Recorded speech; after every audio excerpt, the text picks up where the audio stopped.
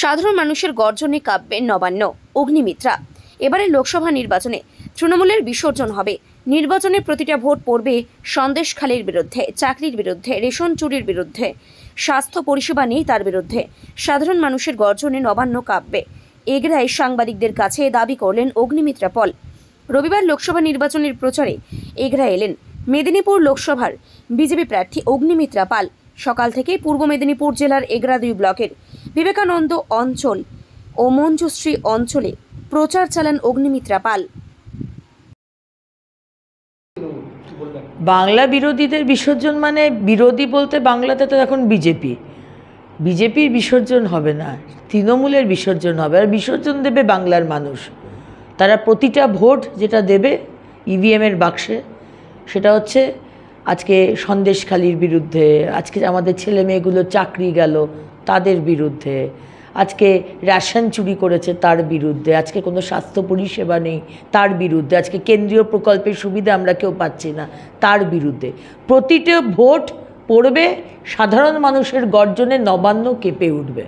আর খুব শীঘ্রই টিএমসি সরকার, মমতা ব্যানার্জি বিসর্জন যাবে। দেশের মধ্যে এক আলাদা দেশ সাজানোর মতো সন্দেশখালী কি এমন রয়েছে লুকোনো, যা যক্ষের মতো আগলে রাখতে চাইছে তৃণমূল? দেশ বিরোধীদের পাশে থেকে ভারতের এলিট কমান্ডো বাহিনী এনএসজিকেও অপমান করছে। দেখুন, যা কিছু দেশ বিরোধী তারই সমর্থন করেন মুখ্যমন্ত্রী মমতা ব্যানার্জি।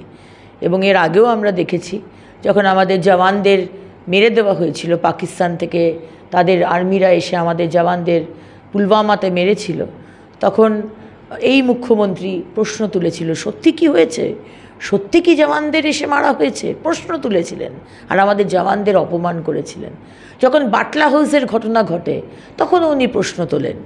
বিএসএফকে নিয়ে উনি নোংরা কথা বলেন, বিএসএফদের অপমান করেন।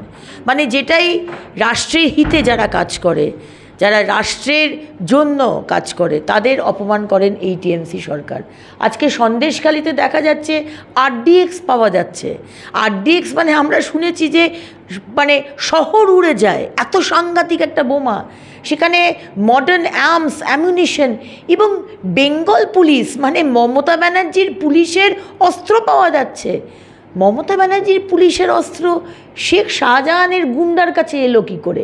এগুলো তো একটা খুব বড় প্রশ্ন। আর এত অস্ত্রই, মার্কিন অস্ত্র পাওয়া যাচ্ছে, তাহলে এই অস্ত্রগুলো এলো কোথা থেকে, কেন এলো?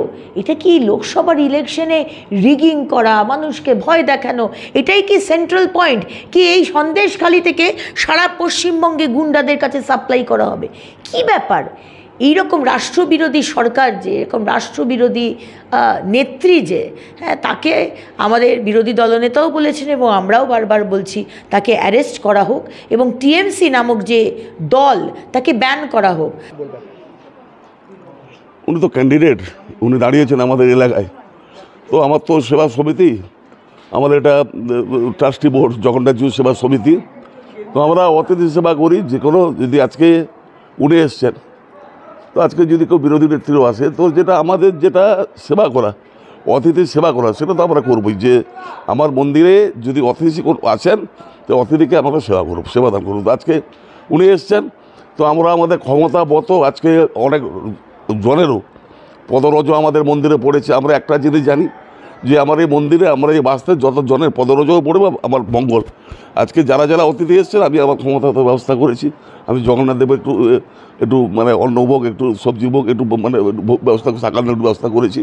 যে আমরা প্রার্থনা জানাই এবং তার শারীরিক সুস্থতা কামনা করে আমাদের জগন্নাথ জিউ সেবা সমিতির পক্ষ থেকে প্রিয় সম্পাদক, বিশিষ্ট সমাজসেবী, একালের দানবীর সম্মানীয় আশিস ধা মহোদয় অগ্নিমিত্রা পালের হাতে একটি জয় শ্রীরাম, জয় শ্রীরাম।